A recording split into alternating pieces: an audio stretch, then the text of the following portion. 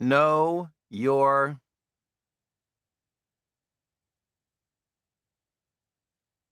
Some of you are thinking that's an explicative. Some of you are thinking that is hashtags, know your hashtags, but both of you would be wrong. Know your numbers.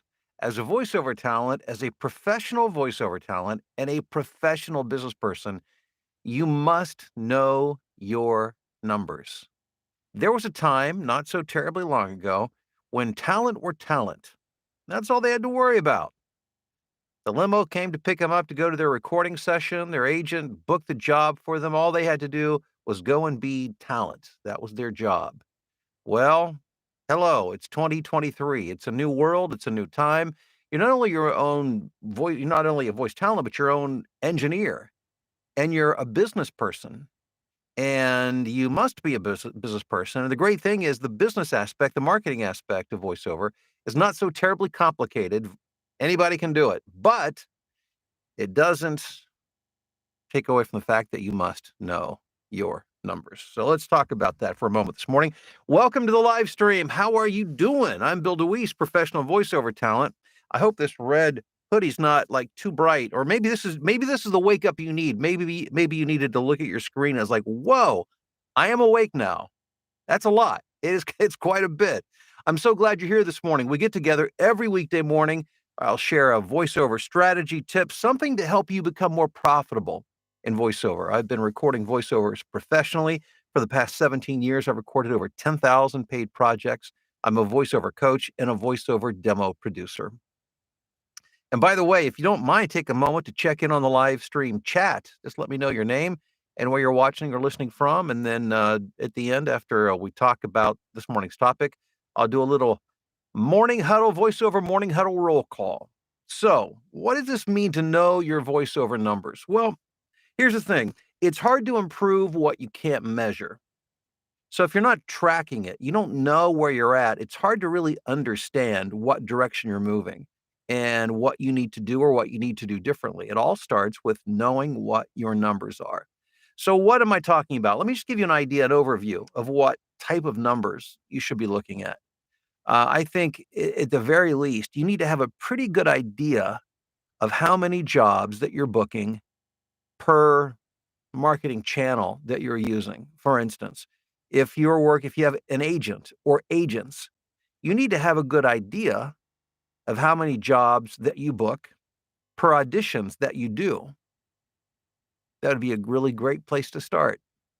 If you are working on off of voiceover websites like pay to plays, like voices.com, Voice123, The Voice Realm, and several others, you need to know how many jobs you're booking per auditions that you submit. How many times are you shortlisted or given the thumbs up? And of those thumbs up or shortlists, how many of those do you book as a final job? See where I'm going with this? You need to have an idea of where you're at before you know how you're doing. Are you moving forward? Are you moving back? And by the way, trajectory should always be going up, but it doesn't mean a straight line.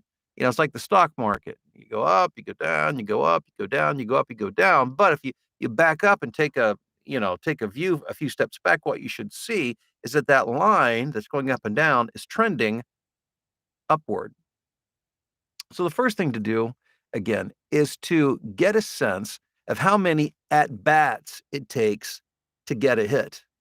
And by the way, don't be too quick to judge yourself.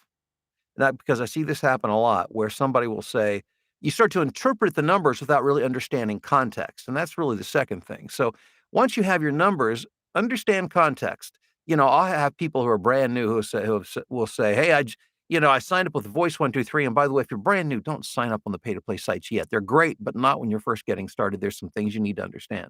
But they'll sign up and they'll do 100 auditions and say, well, I didn't get a job. This sucks. I can't do voiceover.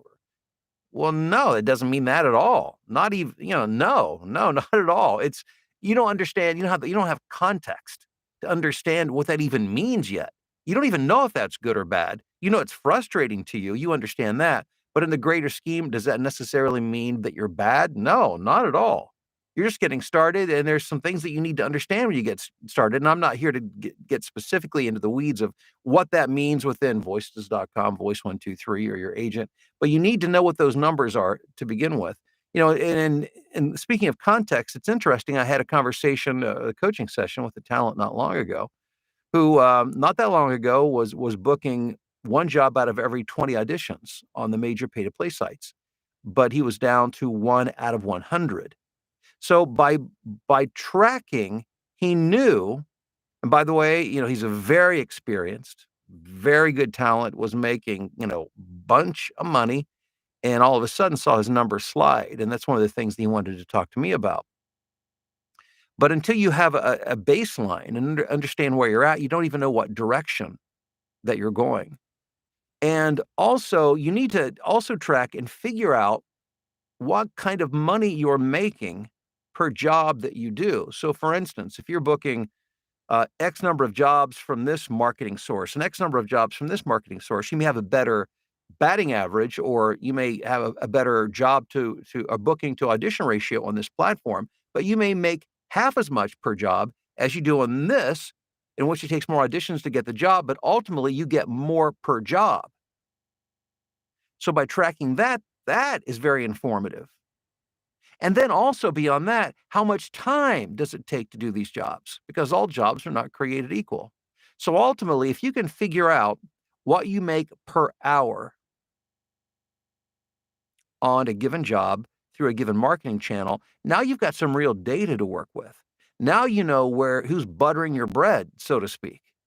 Because when I was building my voiceover business, and I still follow this today, I want to know, at least have a pretty good idea of where the money's coming from. And I can only do that if I really measure these things in terms of time spent. For instance, one of the things that I'll never do is I'll never do a fiction audiobook. Number one, not my gift, not my talent. For some of you guys, it is. It would take me so long to record a fiction audiobook because, again, I'm not good at it. It would take me so long to do it that even if I were to get paid more per hour, per finished hour, it would take me so long to do it that ultimately I would be getting paid less than if I just did a one voice type book. Because so I know what I can do and what I can't do, and I know what that means to my bottom line. You need to do the same for yourself. Now, you may choose some things because, you love to do this kind of work, and like I have some clients that I've had for years, and they don't pay as much as some of my newer clients, but it's okay because these guys were there to help me get started early on. The jobs aren't complicated, and when I have time, I'll do them for a lesser rate because they're people I have loyalty to. So you may make those decisions, but you need to know what the data says before you can make those informed decisions. Because ultimately, you want to be able to boil down what you're doing to an hourly rate, or at least have a pretty good idea of what you're making per hour on the marketing channels where you're working. Because once you do that, you'll say, oh my gosh, it's the 80-20 rule. Almost always works in all circumstances. You'll see that about 80% of what you make comes from 20% of the stuff, the activity that you do. And as you begin to look at those numbers, you can begin to shift your energy away from that 80% that's yielding very little to the 20% that's yielding a lot. Now, when you're first getting started, you've got to try everything because you have nothing to measure yet. It takes a little time. You need to get this data. And once you have enough data, you can make informed decisions to say, okay, you know what?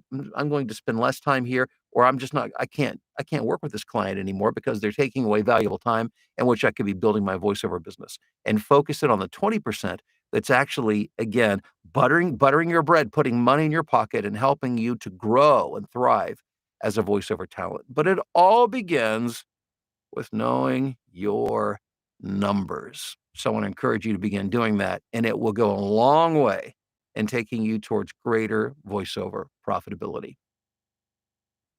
Are you signed up for my live training event tonight, 8:00? I'm going to teach you how to increase your numbers. It's a class on performance. How do you make sure that you book more work? Think of yourself in, I guess, coming up on baseball season, it just makes sense because I always think of auditioning and marketing for work like baseball. It's a batting average. How many times at bat does it take to get a hit? And I want to increase that batting percentage because just by increasing it slightly can make a big difference in your income. And just learning one thing that gives you a little more of an edge so that you increase that percentage will increase your income. And again, ultimately, my coaching is not just to make you feel good about yourself or to inflate your ego. And I want you to feel good about yourself. You need to feel good about yourself, but I want you to make money as a voiceover talent because otherwise, what's the point? It's hard to survive, let alone thrive in this business if you're not making money. So tonight's class, I'm going to share the strategies to help you be a better performer so you can book more work, win more auditions, keep more clients. It gets underway at 8 p.m. Eastern time, but it's recorded. So even if you get the class and you can't be there, you'll have access to it. You can just log in and watch it whenever you want, as often as you want. But if you want to sign up for that class, I would love to have you. Below in the description. There is a link. So click it, get on board, and we'll see you tonight.